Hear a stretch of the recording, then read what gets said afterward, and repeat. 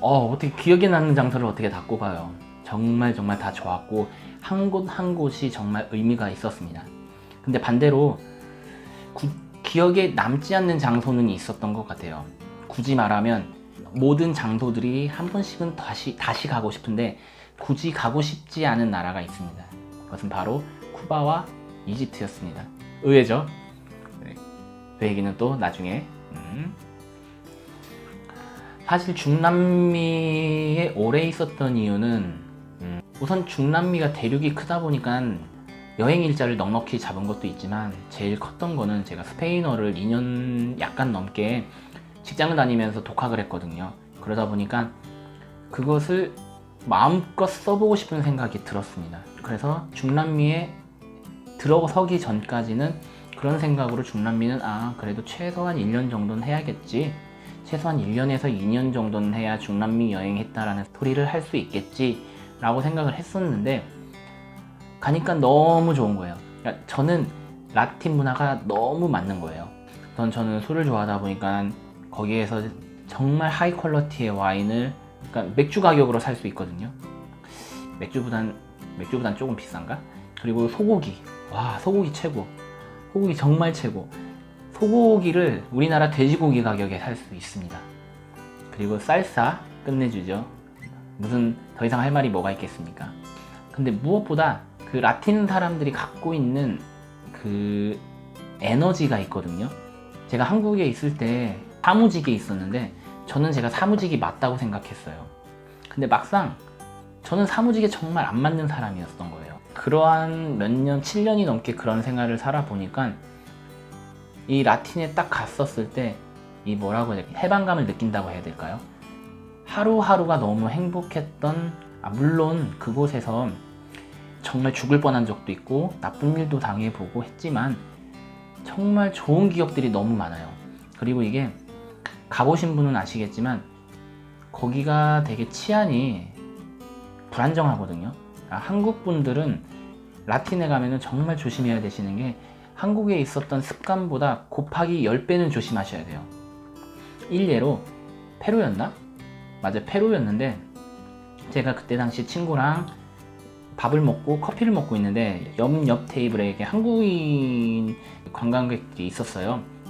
되게 젊은 친구들이었는데 대충 들어보니까 여행 온 지 별로 안 됐더라고요. 이렇게 얘기를 하는데 정말 핸드폰 이렇게 보다가 잠깐 놓고 충전한다고 잠깐 놓고 이렇게 얘기를 하다가 저는 거기를 보고 있는데 누가 가져가는지를 못 봤어요. 놓고 얘기하고 보면 없어져 있습니다. 페루는 양반이에요 정말. 다른 데는요 3인 1조로 해갖고 옆에 치고 관심 끌고 옆에 사람 보면 미안하다고 얘기하는 순간에 가져가요. 저는 제 친구가 그렇게 당하는 걸 뒤에서 본 적이 있어요. 그 친구는 프랑스 친구여갖고 그거에 익숙해갖고 당하진 않았지만요. 대신 이게 치안이 안 좋으면은 좋은 게, 좋다고 얘기해야 될지는 잘 모르는데 저한텐 적어도 좋았던 게 뭐냐면 해가 지면은 다 숙소로 돌아옵니다. 그럼 숙소로 돌아오면 뭐를 하냐, 다 식사를 만들어서 먹고, 뭐 혼자 해서 먹는 경우도 있지만 대부분 같이 음식한 것들을 공유를 하고, 그리고 공유하다 보니까 술도 같이 먹고 이렇게 하는데 그 시간이 저는 너무 좋았어요. 거기에서 만난 친구들, 그리고 거기서 술을 먹으면서 얘기했던 그 기억들이 너무 남고, 저는 지금 와서도 연락하는 친구들이 대부분 중남미에서 만난 친구들이에요. 벌써 여행이 끝난 지 1년이 넘었지만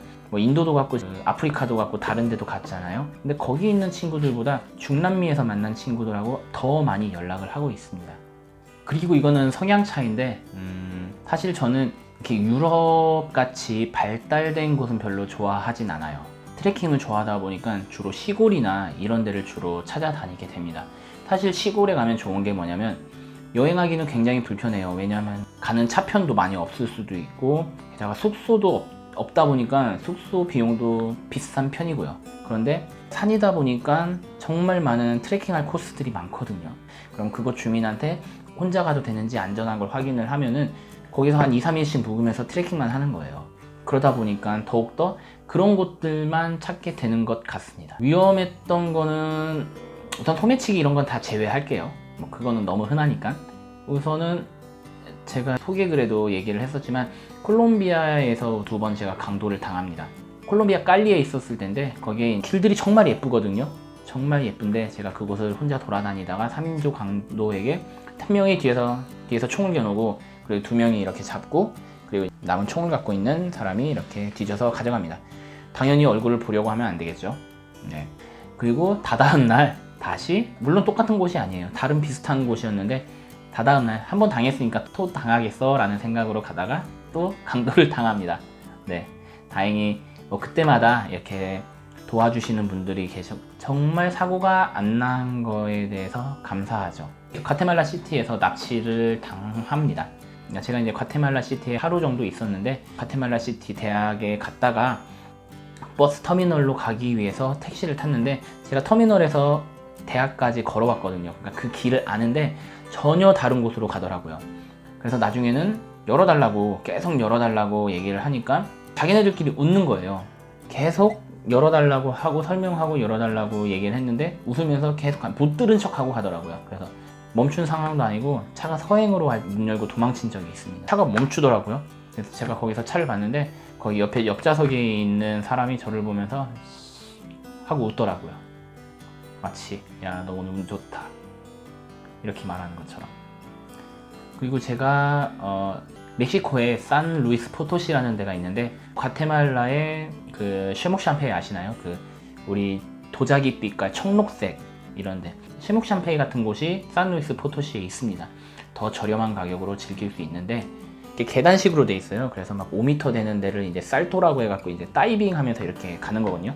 다이빙해서 헤엄쳐서 또 다이빙하고 헤엄쳐서 다이빙하고, 거기에서 다이빙하고 가고 이제 걸어가다가 돌에서 미끄러져 갖고 떨어집니다. 한 5m 정도 되는 돌인데 머리로 이렇게 떨어져요. 머리로 옆에 돌이 있고 여기도 돌이 있는데 쾅쾅쾅쾅쾅 박으면서 떨어져요.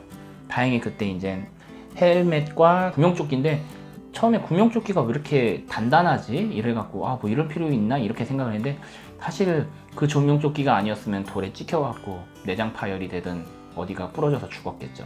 이쪽 오른쪽이 완전 다 나갔었습니다. 막 이렇게 막 다 까지고 얼굴도 까지고, 그리고 막 손에 막 타박상 막 이런 골절은 아닌 그 타박상이 너무 심해갖고 여기에 힘이 안 들어가더라고요. 그래서 화장실도 겨우 가는 그런 상황이어서 첫날은 거기 호스텔에 있는 친구들이 밥을 먹여줬어요.